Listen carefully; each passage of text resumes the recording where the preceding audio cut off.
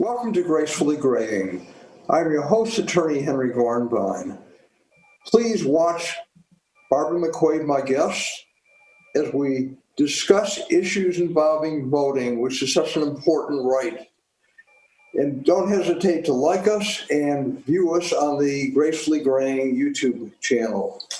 I'm pleased to welcome as my guest Barbara McQuade, who I interviewed a couple of times when she was a U.S. Attorney for the Eastern District of Michigan.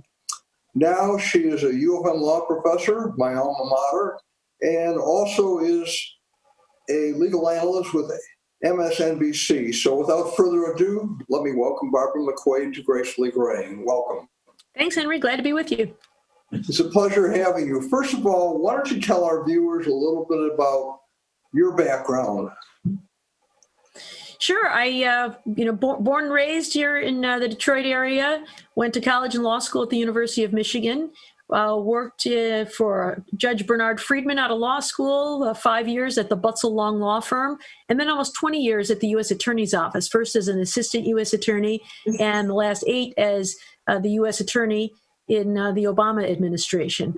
After that, I moved over to Michigan Law School, where I teach criminal law, national security, and data privacy.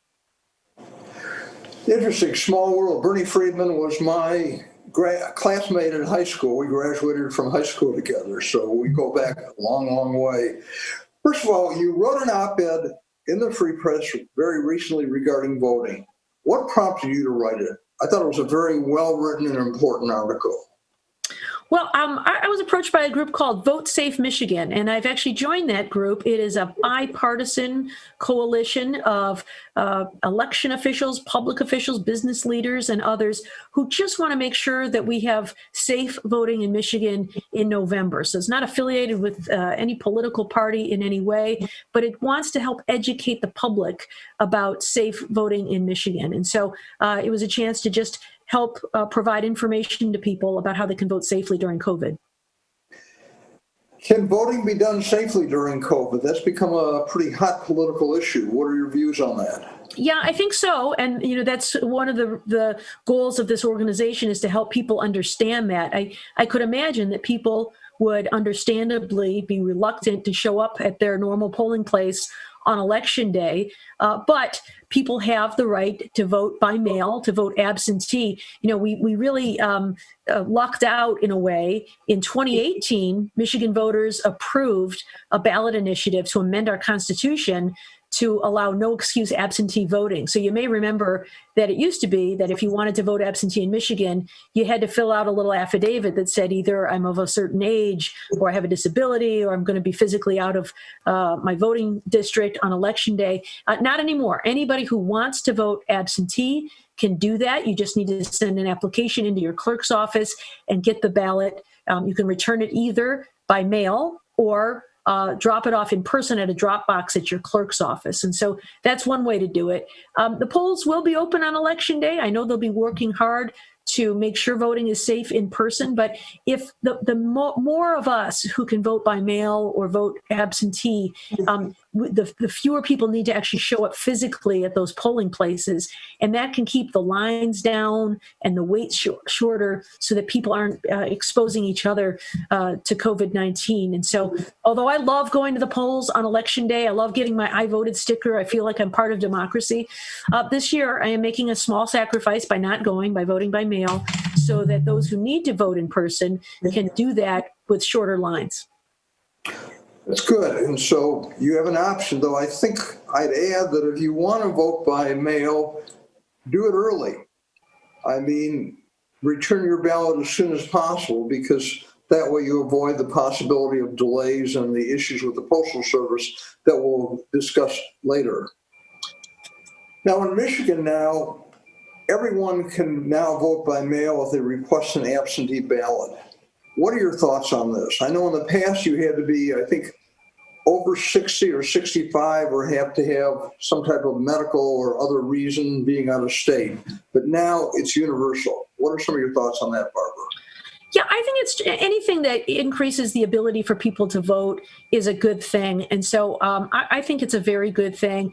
I know there have been times I work very hard to make sure I vote on election day, but you may have the best of intentions that you'll vote later in the evening, and then life gets in the way because you're busy, you have family members to care for or other responsibilities. And so if you take care of it before election day and just think of election day as sort of the last resort, then I think we will see higher voter turnout, which is a good thing. In a democracy, we want to empower everybody who has the right to vote to be able to vote.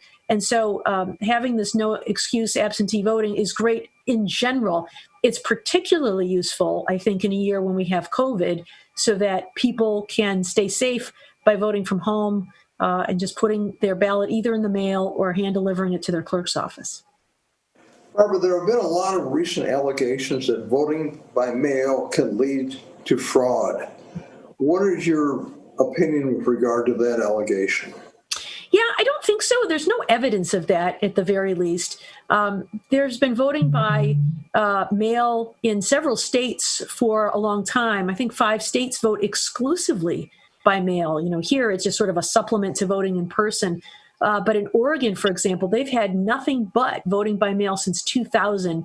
There is an organization called the Brennan Center at New York University that did a study of voting in Oregon and looked at all of those ballots cast, something like 100 million ballots cast since 2000. And of all those ballots, the number of fraudulent ballots that were detected was 12. It's 0.00001%, less than the amount of fraud that occurs when there's voting in person. In fact, they even had a statistic that you're more likely to be struck by lightning than to commit voting fraud. So I don't think there's any evidence to support it. And in addition, in Michigan at least, there are some safeguards that have been put in place to avoid voter fraud. One is that every ballot has a barcode so that you can track your own ballot and make sure it makes its way, that the ballot gets to you, the voter who it belongs to, and that it gets back to the clerk's office safely, and you can track that yourself. In addition, they are comparing the signature that everyone has to sign on the envelope with the signature that is on the voter rolls. And so there's some safeguards there to prevent voter fraud, and I don't think we need to have any concern that it's any more prevalent than we would see happening at the polls in person. The president claims that there is tremendous mail fraud, yet he votes by absentee for all recent elections. So he mails his ballot just like millions of others. Do you have any comments on that? No, I think that just sort of demonstrates what's good for the goose is good for the gander. I suppose when you increase substantially the volume of people voting by mail, that could change the calculus. But if you're going to have it available for anybody, you have to have it available for everybody. And so I think that his example just kind of points out the hypocrisy there. But you do raise an important point about the volume of the mail. With more people voting absentee and recent problems at the Postal Service in delays with the mail, I think people want to make sure that they get their ballots mailed back in early. The post office is saying 15 days before the election, because in Michigan, they only count your ballot if it's received by election day. Now, is there a movement to change that so that there's a little more latitude? I read something in the paper. I don't know if that's a reality or not. There is, but I don't know that we're going to see any change this election time around. Some states allow what's known as the mailbox rule, which exists I'm sure Henry, from your own legal practice and studying for the bar exam. The mailbox rule is, as long as it's mailed by the deadline, it should be treated as on time, because once it gets into the mail, most of us don't have any control over how long it actually takes for Postal Service to deliver it. And so some states have that rule, the mailbox rule. As long as you've mailed it by election day, it will be counted. The challenge there, of course, is then it could be several days before we have a final count. But I think it's likely we're going to have several days before we have a final count anyway this time around. And so I think one thing that voters need to be prepared for is, if we don't have a final count on election day, that is not an indication of fraud. That just means it takes a little longer to count all those ballots that have come in by mail. And in fact, the count we get on election day is not the official count anyway. That's based on exit polls that the media takes by asking people as they leave polling places who they voted for and then projecting a winner. States don't certify their results until weeks later. In fact, it's not until sometime in December that the canvassers actually collect and record all of that information, and it's certified. So one piece of legislation afoot in Michigan that I think would be helpful in that regard is to permit the Secretary of State's office to begin counting ballots as they're received. So they don't have to wait. Right now, they have to wait until Election Day before they can open them and start counting.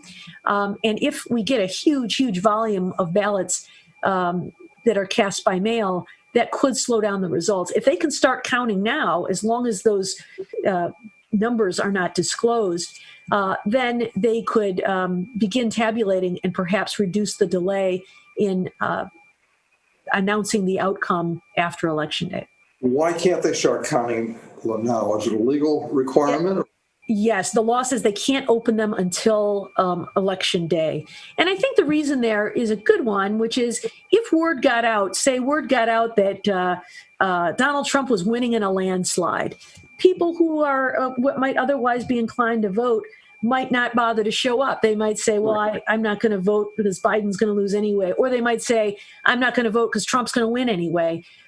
There's no point in my voting. And so it's important to keep that information safeguarded. But I think that can be done. People who work in clerks' offices are professional. They have access to all kinds of sensitive information that they keep secret. And so keeping that confidential as well, I think they could be entrusted to do that. But it would allow us to know the outcome of an election, if not on Election Day, then probably very shortly thereafter. It'll be interesting. I mean, it used to be that you wait and you'd know the results by 11, 12. Right. Yeah. I don't know. This year could be a little bit different. And I think we have to prepare ourselves for that, because I think some may say, oh, look, it means that there's fraud. And I think if we don't know the outcome on Election Day, that doesn't mean there's fraud. It just means it takes a long time to count ballots that have come in by mail. Can the president delay the election? No, not legally. Only Congress can set Election Day, and they have set it by statute as the first Tuesday after the first Monday in November. And I think that even if for some reason Congress were to decide to delay the election, one way or the other, President Trump's term expires on January 20th. And so it's not really in his best interest to delay the election, at least not beyond that date, because beyond that date, his term expires, the vice president's term expires, and if there's no one to take their place, then we begin to look at the succession statute, which says next in line is the Speaker of the House. That's Nancy Pelosi. Although, if there's no November election, her term also likely expires, which means we go over to the next person in line, which is the President pro tem of the Senate. That person is selected by a majority of the senators. If there's no election in November, then 1/3 of the senators are not reelected. And looking at the data there, it seems likely we would have a Democratic majority in the Senate, which means they would choose the president pro tem of the Senate. That typically has been the most senior member of the Senate of the party that prevails, and that would be Patrick Leahy. So it looks like he would be the president if there was no delay. So my guess is President Trump does not want that outcome, and that he does not see he would not seem to benefit from a delayed election. So I don't think that he has an incentive to do it, and he doesn't have the legal ability to do it either. Let's hope we never get to that point. Right. Barbara, one of our most cherished rights that separate us from dictatorships is the right to vote. Do you believe that voter suppression is going on now? I mean, clearly, during the civil rights era, there was voter suppression. There have been attempts for voter suppression in many areas in the South, particularly, even to this day. What do you feel is going on? I do think that voter suppression is a strategy that some groups use to try to keep voter turnout low or to control who gets to vote for what. I mean, gerrymandering absolutely occurs. You'll see within our own state, there is a district that Brenda Lawrence represents in Congress that snakes through Southfield and then down into to Detroit, I think in an effort to compress black voters into one district and to carve out others for other members of Congress. You see it in throughout the South in states where we have Republican-controlled legislatures. You'll see the creation of voting districts designed to maximize the number of districts that are controlled by the prevailing party. We've seen the introduction of new voter ID laws that prevent people from voting if they don't have the requisite form of ID. We've seen restrictions on voting rights for people who have felony convictions. I know there's litigation going on about that right now in Florida, where a ballot initiative, the voters said we want voters in Florida who have felony convictions to be able to vote. And that has not gone into place without a legal fight. So I think there are strategic reasons that parties want to maximize the number of people within their own party to vote and minimize the number of people who can vote in the rival party. But, voting is, as you said, a cherished right for all of us. And so things that impede the right to vote, I think, are anti-democratic, and that we should work to rectify that so that everybody gets to vote for whoever they want to vote for. Is hacking the election by a foreign government a concern, especially based on what happened in 16, I should say? Yes, I think it is a concern. I think this is one area where we do a pretty good job of protecting the right to vote. The Department of Homeland Security has provided a lot of funding to our states to prevent it, although not enough. There are some bills that have not been passed in Congress. But one of the things that we do in Michigan that is helpful is to keep a paper backup of our voting, so that if systems go down or if somebody is able to hack into systems, we if you vote in Michigan, you take that little pen and you darken in the arrow and you feed it through the machine. Voting by mail also creates a very good paper trail of how you voted. And so our Secretary of State's office is able to audit the outcome of our election. So I think even if there were to be some sort of hack on Election Day, we could probably still have backup paper copies that would show us the actual way that voters voted. I think you could have interference with the power grid that could cause a lot of problems. Taking down the Secretary of State website that tells people where to go vote for people who don't know. Those things could be very disruptive on Election Day. So I think it is a threat. It's a possibility. I think that we've done a lot of good things to try to prevent it. But relying on one and only one day as Election Day, I think puts us at risk for that, which is why I think early voting by mailing in your ballot or handing it in is a very good practice. Barbara, what about a disinformation campaign by a foreign adversary? Is that a threat currently?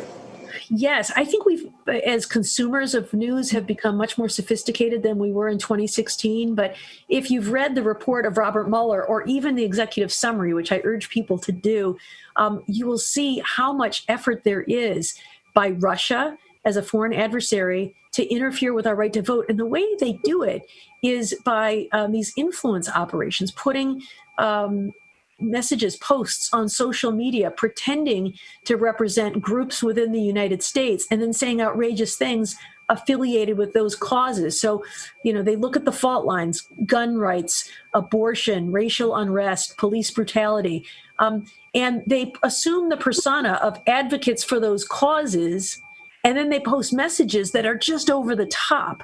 And the idea there is for people to see that and believe that that is the message of those advocates, and to say, I can't get behind that over the top message. And in that way, they are pushing people farther and farther to polar extremes. And when people see those things, they begin to believe that, Joe Biden is coming for your guns, or Donald Trump is partners with Vladimir Putin, or whatever it is. And so you see those things. And so I think Russia is interested in advancing their message, which is chaos in the United States, and to sow dissent within the United States. So I think that is a very real threat. And some of the things that we can do is to verify that sources of information are accurate. Don't believe everything you read on the internet. Look for reputable. Friday of last week and Monday of this week, our current postmaster, who was appointed, I believe, in June, was testifying before Congress about numerous problems with the Postal Service, such as the fact that hours were cut back, postal mailing boxes were removed from many rural areas or areas where people did not have a lot of access. It was shown that a lot of people were not getting their prescription drugs, and there's been a huge problem with the mail service. I notice it because it's harder and harder to get mail. In addition, we have mail sorters that should be an asset that can sort thousands and thousands, I think 21,000 pieces of mail in an hour, and a lot of these were either put aside or a lot of them have been taken apart in certain areas. Do you think that there's been a lot of damage done by our postmaster through these recent actions, especially with regard to our right to vote with this upcoming election, where there's going to be so much more need for full postal service, for lack of a better word? Well, in his congressional testimony, the Postmaster General has said that he wants to make some significant changes to improve efficiency at the post office. The problem is he has taken these actions of dismantling these things in a time right before the election during COVID-19, when many voters are going to be relying on the mail to get their ballot turned into the clerk's office. And I think that this administration has not earned the benefit of the doubt. In fact, to the contrary, I feel that this administration has earned a lot of suspicion. And so when the timing occurs just before the election, during COVID, when the president has been discouraging people from voting by mail, and then we see this dismantling of the post office, it does cause me concern that this is a concerted effort to suppress the vote and people who might be inclined to vote by mail. What's odd about it is it would seem to me that voting by mail would equally impact Republicans and Democrats, especially those in rural areas who rely on the mail, who might be more inclined to vote Republican.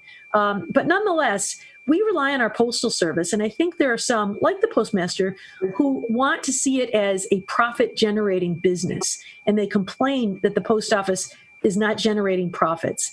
Government is not a business. When you say let's run the government like a business, I point to the Flint water crisis as why you can't run government like a business. It is not a business. It's not there to make money. It is there to serve the people.